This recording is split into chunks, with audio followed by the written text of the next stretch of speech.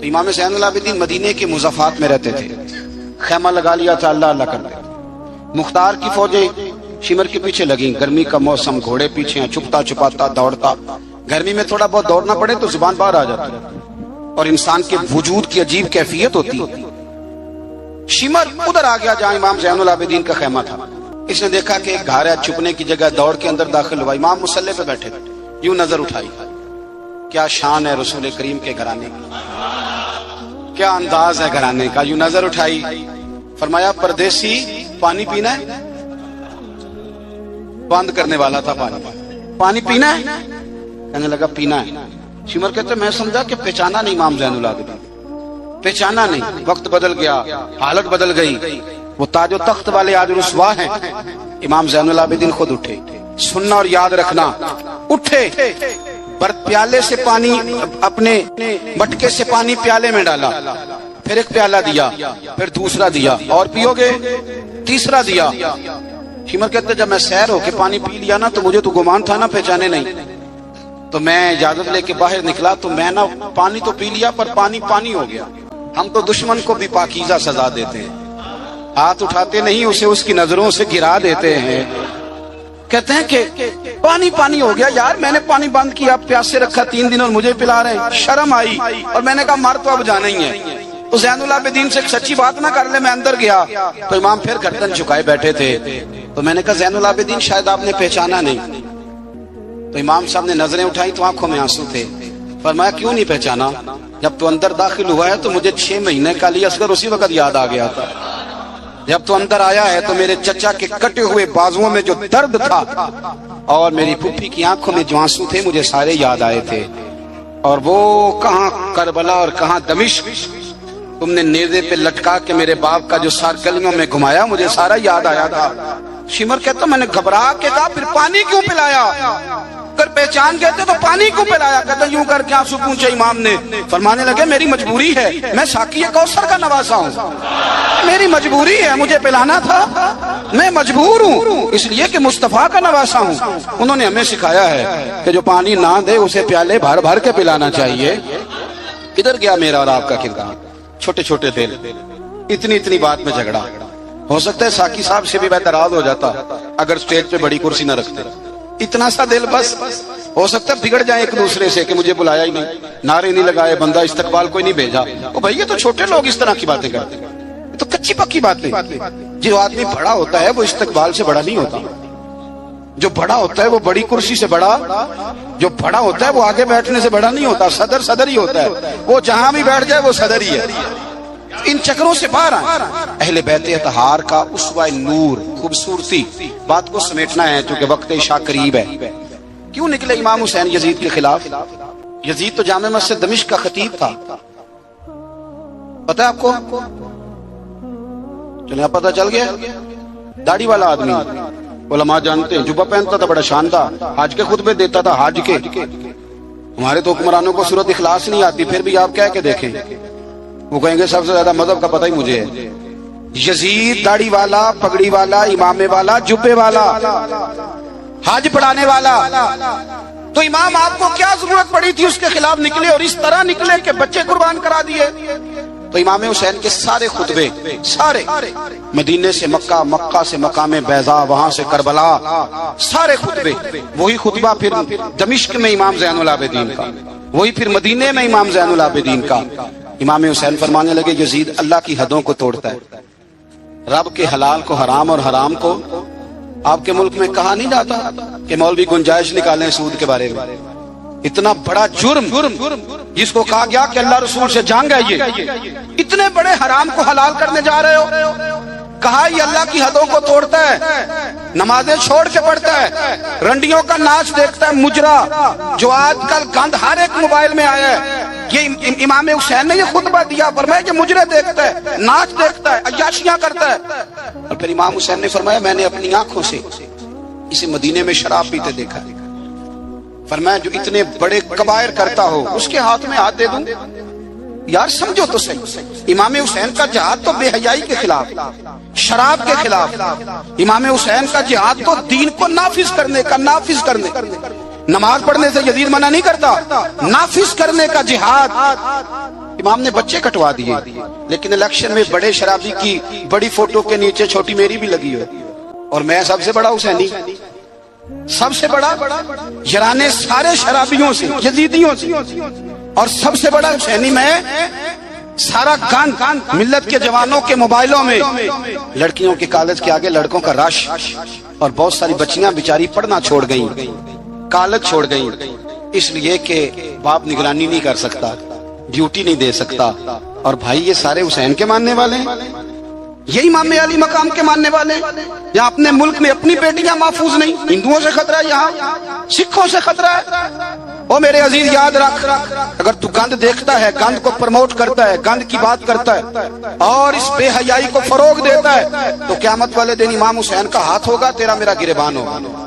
حضرت علی اکبر میدان محشر میں کھڑا کر کے سوال کریں گے کہ میں نے بازو کٹوا دیے اور تیرے ہاتھ چلتے رہے گندگی کے لیے، اس کو پرموٹ کرتا رہا۔ حضرت علی اکبر سوال پوچھیں گے، نوجوانوں یاد رکھنا، نوجوان وہ نہیں ہوتا جو کہتا ہے کہ میں جدھر جاتا ہوں تو ادھر میں ہی میں ہوتا ہوں، مرضی سے سوتا ہوں، مرضی سے اٹھتا ہوں، مرضی سے کھاتا ہوں، 15 لڑکیوں کے میرے موبائل میں نمبر ہیں۔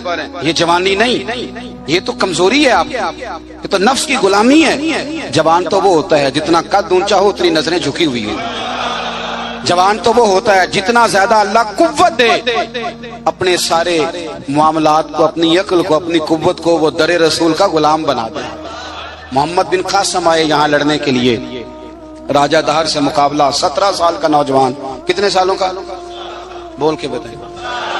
17.5 سالہ کا منڈا کی کر لیندہ ویسے، برگر کھانے کے علاوہ، گھر میں لڑائی کرنے کے علاوہ۔ اور یہ غلطی ہماری ہے، ہمارے ہاں کوئی بڑا نہیں ہوتا، جب بچہ ہوتا ہے تو کہتے ہیں ابھی بچہ ہے، اس لیے غصہ کرتے ہیں، اور جوان ہو جائے تو کہتے ہیں خون گرم ہے، بوڑھا ہو جائے تو کہتے ہیں انہیں پتہ ہی نہیں لگتا۔ سیانے ہونے دی کیڑی عمر ہے جی، وہ بھی بتا دیں، اس کا بھی کوئی بہانہ بتائیں، کب سمجھدار ہوگا؟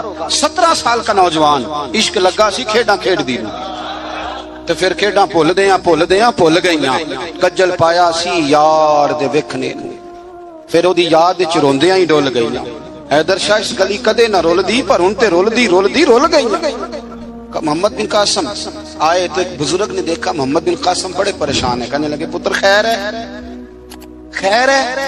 تو کہنے لگے حضور نہ تو رستوں کا پتہ ہے ہندوستان کے، اور سنا ہے راجہ دہر کی فوج بھی بڑی مضبوط ہے، کیسے لڑوں گا؟ کہنے لگے بیٹے تو ہمت کر، میں دعا کروں، اللہ تیری مدد کرے۔ چند دنوں کے بعد وہ بزرگ پھر ملے تو محمد بن قاسم بڑے حشاش بشاش، تو بزرگ کہنے لگے آج بڑے حشاش بشاش ہو، خیریت ہے؟ محمد بن قاسم کہنے لگے حضور مجھے پتہ چل گیا، 2 سے 2.5 گھنٹے لڑے گا راجہ دہر پھر بھاگ جائے گا، اس سے زیادہ میرے مقابلے میں ٹھہرے گا نہیں۔ کہا کیوں؟ کہنے لگے میں نے پتہ کرایا ہے وہ نظر کا گندہ ہے، انہیں معلومات کرائی ہیں، اس کی تو پھپھی کی، ماموں کی، خالہ کی، چچا کی بیٹی اس کی گندی نظر سے محفوظ نہیں، جن کے پیٹوں میں رزق حرام ہو اور آنکھوں میں بے حیائی ہو، وہ کبھی کسی میدان میں کھڑے نہیں رہ سکتے، 2 گھنٹے سے زیادہ کھڑا نہیں رہے گا۔ کہنے لگا حضور میں 17 سال کا نوجوان ہوں، یا میں نے کعبہ دیکھا ہے یا قرآن دیکھا ہے، اور جب دل زیادہ للچاتا ہے تو مصطفیٰ کی قبر انور کو دیکھا کرتا ہوں۔ ہم نے باحیا زندگی رکھی ہوئی ہے، اپنے مزاجوں میں۔ سنیں اللہ جزائے خیر، سنیں امام حسین نے نا سر سجدے میں کٹایا اور تلاوت نیزے کی نوک پہ بھی جاری رہی۔ آج محفل سے جانے کے بعد جس نے 2 نفل نہیں پڑھنے اور سپارہ قرآن پاک کا نہیں پڑھنا، مجھے یہ لگتا ہے کہ اس نے بھی محفل کا مزہ نہیں چکھنا۔ کم از کم اتنا تو کرو یار کہ کسی سپارہ روز کا۔ حضرت عبداللہ ابن زبیر امام حسین کی شہادت پر تقریر کر رہے تھے اور فرما رہے تھے تم نے کوفیوں ظالموں اس کو شہید کر دیا جو 3 دن سے پہلے قرآن پاک ختم کیا کرتے تھے، اور میں جب بھی دن میں انہیں ملتا تھا انہوں نے روزہ رکھا ہوا ہوتا۔ 3 دن میں قرآن ختم کریں تو روز کے کتنے سپارے بنے؟ میں اور آپ کتنے پڑھتے ہیں؟ میں گزارش کرتا ہوں، میں منت کرتا ہوں، کچھ نہ ہو سکے نا، میرے اسلاف فرمایا کرتے تھے کچھ نہ ہو سکے تو قرآن مجید ایک دفعہ گھر میں کھول ہی لیا کرو۔ فرماتے تھے اس کے صفوں سے ایسا نور نکلے گا کہ تمہارا گھر روشن ہو جائے گا، اسے کھول ہی لو۔ قرآن سے پیار کرو، اسلام سے پیار کرو، دین کو اپناؤ۔ بچے اس وقت نہیں نماز پڑھیں گے جب آپ گھر میں لیکچر دیں گے کہ نماز پڑھنا چاہیے۔ آپ مصلی بچھا لیں، 1.5 سال کا بچہ بھی آپ کے ساتھ کھڑا ہو جائے، اس کو پتا کوئی نہیں نماز کیا ہے، پر ابا پڑھ رہا ہے تو وہ انشاءاللہ پڑھے گا۔ ماں سویرے قرآن مجید کھول لے، 3 साल की बेटी जिसको कुछ नहीं आता वो भी स्काफ लेके ना और सपारा लेके अलिफ बात आसा पड़ेगी। ओ मेरे भाई, फिर वो जब 3 साल की बेटी अपने बाप के लिए हाथ उठा के दुआ मांगेगी ना, तो मुझे लगता है अल्लाह रहमतों के सारे दरवाजे खोल देगा। इसलिए अपनी जिंदगी को सजाएं, संवारें। मोहब्बतें तकाजा करती हैं कि महबूब को तोहफे दिए जाएं। मोहब्बतें तकाजा करती हैं कि महबूब के लिए कुर्बानी दी जाए। वो आशिक झूठा होता है जो मोहब्बत तो करता है, कुर्बानी कोई नहीं देता। वो नाकाम आशिक होता है जो मोहब्बत तो करता है पर महबूब के लिए कोई तकलीफ बर्दाश्त नहीं करता। मेरे रसूल करीम अलैहिस्सलाम ने ना, हमारे यहाँ लोग समझते हैं जी मैं लाडला हूँ जी। भाई क्या मतलब? कहते हैं मैं लाडला हूँ, मुझसे प्यार बड़ा करते हैं। आपको पता है लाडला कौन होता है? नबी पाक सल्लल्लाहु अलैहि वसल्लम ने फरमाया मैं अपने रब का सबसे ज्यादा महबूब हूँ और सबसे ज्यादा तकलीफें भी मुझे ही आई हैं। लाडला उसको कहते हैं जिसको आंखों पे बिठाया जाए, कि लाडला तो वो होता है जिसे तकलीफ सहनी पड़ती है, जो आजमाइश में होता है, जो अजियत में होता है, वो लाडला होता है। हुजूर फरमाने लगे, सुनो मेरी बात को, इसको समझो। फरमाया मैं अल्लाह का सबसे ज्यादा महबूब हूँ और सबसे ज्यादा तकलीफें भी मुझे आई हैं इसलिए कि मैं उसका महबूब हूँ। भाई ये मोहब्बत का रास्ता है। अगर आप लाडले हैं तो बताओ फिर अजियत कितनी उठाई, अगर आप लाडले हैं तो तकलीफ कितनी बर्दाश्त की। जितने लाडले हैं हजरत आदम से लेकर मेरे महबूब तक, सब ने तकलीफें उठाई। हुजूर के सहाबा ने बड़े गम सहे, जख्म पे जख्म खा के जी, खूने जिगर के घूंट पी, आह न कर लबों को सी, ये इश्क है कोई दिल लगी नहीं। हमारे यहाँ ना लोग समझते हैं बस मौज लग जाएगी, लाडला बन जाऊंगा। भाई यारी तेरी सोना पर अजमैशा भी तेरियां अग, ये सोना परखिया जामदा ही पहलो ना लगा दे लग। आप समझ लें इस बात को कि ये सरासर लाडला होने का माना सरासर इम्तिहान है। नबी करीम सल्लल्लाहु अलैहि वसल्लम की अहले बैत रब करीम के बड़े महबूब हैं और नबी पाक के बड़े लाडले हैं। और हुजूर के जितने भी लाडले थे वो सारे आजमाइशों में, सारे। लाडला वो पीर साहब का बेटा होता है जो करता कराता कुछ नहीं, मादरदाद वली है जी, लाडला है। मतलब क्या कहते हैं? ये कुछ भी नहीं करता। 4-5 बंदे होते हैं जो इसके जूते उठाते हैं, टिश्यू पकड़ते हैं, आगे पीछे दौड़ते हैं। ये लाडला है। लाडला तो वो है जिसको दर्द हो, जिसको आजमाइश हो, जिसको तकलीफ हो, जो निकला हुआ हो, जो कुछ कर रहा हो। नबी पाक अलैहिस्सलाम के अहले बैत लाडले। सैयदा आयशा सिद्दीका फरमाया करती थी हुजूर की अज़वाज में से हुजूर को सबसे ज्यादा प्यार सैयदा खदीजतुल कुबरा के साथ था। सैयदा खदीजतुल कुबरा रज़ी अल्लाह ताला अन्हा मोमिनों की माएँ हैं। हुजूर अलैहिस्सलाम से निकाह होने से पहले वो मक्के की मलका शुमार होती थी। सोना है, चांदी है, तिजारत है, कारोबार है, घर है, हर चीज। आप फरमाती हैं 20-20 कनीजें मेरे पास होती थी, मैंने कभी पानी का प्याला भी उठ के नहीं पिया था। और फिर मैं लाडली हो गई नबी पाक की, लाडली हो गई। फिर हुजूर की नजर करम मुझ पर पड़ी, फिर महबूब करीम अलैहिस्सलाम ने मुझे कबूल फरमाया। और फिर रंग क्या बना? जोहर के वक्त, इब्ने इसहाक कहते हैं जोहर के वक्त नबी करीम की बारगाह में सारी दौलत, सारी कनीजें, सारे गुलाम हजरत खतीजा ने दिए जोहर के वक्त। असर से पहले पहले मेरे नबी ने सारा कुछ तकसीम फरमा दिया। ये बतौर मिसाल बयान करते हैं, फरमाते हैं यूं समझो कि जोर के वक्त दिए और असर से पहले पहले हुजूर ने बांट दिए। वो बीबी जिसने कभी भी पानी का प्याला नहीं पिया था, फिर वो घर में झाड़ू देती, फिर वो चूल्हे में आग जलाती। और फिर वो खातून, देखे ना, बंदा गरीब से अमीर हो जाए तो गुजारा हो जाता है, और अमीर से गरीब होना पड़ जाए बड़ी मुश्किल होती। हजरत खतीजतुल कुबरा ना बावर्ची खाने से खाना पका के निकली, चूल्हा जलाया, और जब निकली तो 17 पेबंद थे पूरे वजूद पर कपड़ों के। तेनू लब दिया आप गवाचे, सानू अपनी खबर न कोई, साथू भारे नी कख गलियां दे। हुण ते सानू आख दे लोग शुदाई, नंग नमूस दा साड़ के चोला, गल पहने ताज गदाई। ओ सजना अपना आप गवाया ता यार ने चाती पाई। नबी करीम सल्लल्लाहु ताला अलैहि वसल्लम सुने, हजरत खदीजा ना खाना पका के निकली नबी पाक के लिए। पुराना दुपट्टा, पेबंद लगे कपड़े, हाथ काम किया तो उन पे थोड़ी सी मट्टी भी लग गई। बीबी साहबा खाना पका के जब लाई ना हुजूर की बारगाह, इधर देखना मेरी तरफ, बारगाह, ये बेटी को सिखाओ, ये बेटी को, ये हदीसें बीवियों को बताते हैं कि बेटी को सिखाओ, उसे पता चले कि जब औरत खुद खामन के लिए खाना पका के ले जाती है तो फिर उसे एजाज क्या मिलता है। हजरत खदीजतुल कुबरा वो खाना पका के लाई और जब नबी रहमत अलैहिस्सलाम के सामने खड़ी हुई ना तो हुजूर गौर से चेहरा देखने लगे, गौर से। हजरत खदीजा अर्ज करने लगी, हुजूर क्या देख रहे हैं? फरमाया, खदीजा देख ये रहा हूं कि आपके आने से पहले पहले जिब्रील अमीन आ गए और वो कह रहे थे कि या रसूलल्लाह खदीजा खाना पका रही है, जब लेके आ जाए तो उसे उसके रब का सलाम कह दीजिएगा, उसे उसके रब का सलाम दे दें। क्यों? इसलिए कि जब आप कुर्बानी देते हैं, जब आप एसार करते हैं, जब आप कुछ करके देते हैं। मेरे मुआशरे में, मेरे जमाने में मेरी तरह के सैकड़ों लोग हैं जिनकी मौजें लगी हुई हैं, किया कराया कुछ नहीं, कुछ भी नहीं। हमने ना दीन से कुछ लिया है, दिया नहीं, और हमारा आज भी लेने का शौक है, देने का नहीं। मैं अगर रोज मैं कहता हूं रोज कि इस्लाम और वो लोग फलाना बंदा खिदमत नहीं करता, फलाना इज्जत नहीं करता, फलाना कदर नहीं करता, कोई अगर मुझसे पूछ ले कि साहब आपने क्या दिया, हम रोज दुआएं मांग रहे हैं, इल्तिजाएं कर रहे हैं, ताबीज ले रहे हैं, मांग रहे हैं। अगर कभी हम अपने दिल की अदालत लगाएं और पूछें हमने मजहब को क्या दिया, वो 5,000 रुपया जो हम मस्जिद में देते हैं ना, वो भी 25 जगह पे लोगों को खबर होती है कि दे दिया है। तूने कोई दुख सहा मजहब के लिए? कोई पत्थर खाया तूने दीन के लिए? कभी कांटों पे चला तू मजहब के लिए? कभी तू आगे बढ़ा? दीन नबी दा वांग यतीमा रोवे ते कुरलावे ते आखे मैं कित्थों लभा उमर बहादुर, जेड़ा मैनू सीने लावे। तो हाल ही कोई नहीं, कोई पोजीशन नहीं। जो लोग थोड़ा बहुत दीन का काम कर रहे हैं, उलमा और मशाइख, उन पर भी हमारी तनकीद सांस नहीं लेने देती। वो भी हमारे नजदीक शायद वो मखलूक ही नहीं जिससे हम प्यार करें। हम उन्हें हिस्सा नहीं बनाना चाह रहे मुआशरे का, कभी उनसे इंसलाक नहीं चाह रहे। दोस्तों, मजहब को तो जरूरत है।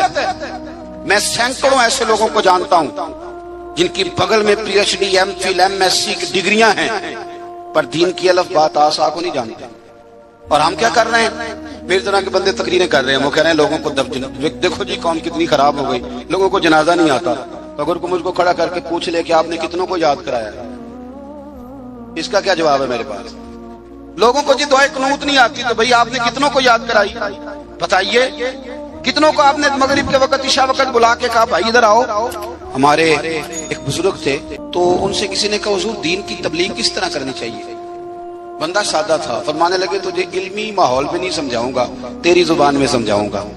दीन की दावत, दीन का पैगाम, दीन की तबलीग कैसे करनी चाहिए? फरमाने लगे कम से कम उसी तरह कर लिया करो जिस तरह किसी से उधार पैसे लेते हो। किस तरह लेते हैं भला? टेलीफोन पे कह देते हैं 2 लाख दे जाइए, अस्सलाम वालेकुम भाई जान आपसे काम था। वो कहता बताओ, कहते नहीं टेलीफोन वाला नहीं, बताओ कहाँ हो? वो कहता मैं 1:30 बजे आऊंगा, कहता मैं 1:15 दरवाजे पे खड़ा रहूंगा।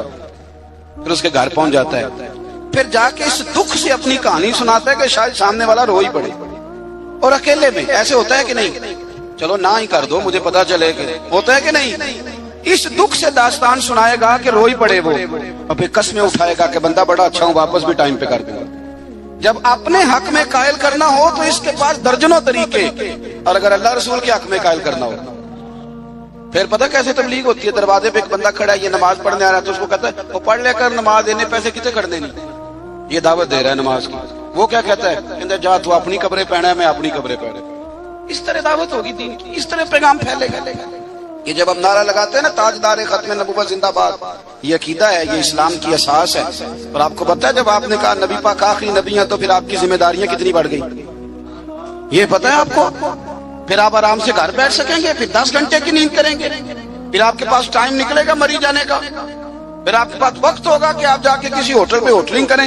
हुजूर तो आखिरी नबी है, अब दीन का सारा काम तो रसूलुल्लाह की उम्मत ने करना है।